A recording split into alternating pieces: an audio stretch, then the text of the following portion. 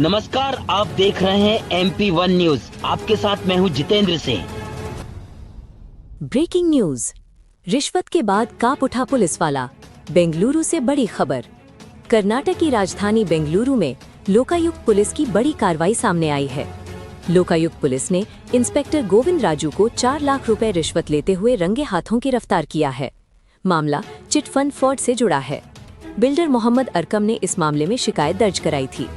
आरोप है कि इंस्पेक्टर गोविंद राजू ने शिकायत में मदद करने के बदले 4 लाख रुपए की घूस मांगी और ली। लोकायुक्त की टीम ने जाल बिछाकर आरोपी इंस्पेक्टर को रिश्वत लेते ही धर दबोचा।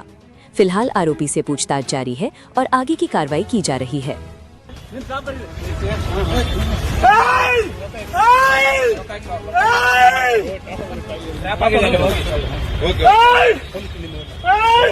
ನಿಮ್ ಸಿಬ್ಬಂದಿ ಕರೀರಿ ಸರ್, ನಿಮ್ ಸಿಬ್ಬಂದಿ ಕರೀರಿ. ವೆಪನ್ ಎಲ್ಲ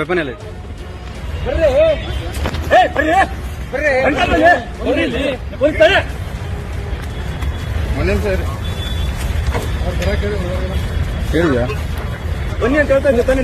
ನೀವು ಪೊಲೀಸ್, ನಾವು ಪೊಲೀಸ್ ಹೇಳ್ತಾ ಇದ್ದೀನಿ. ಈಗ ನೀಡಿ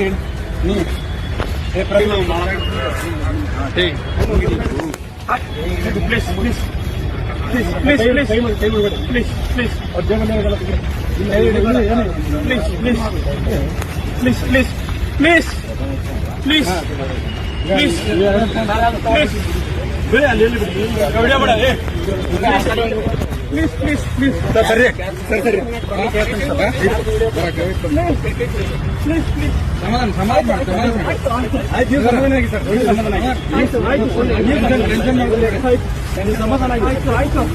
ಓಕೆ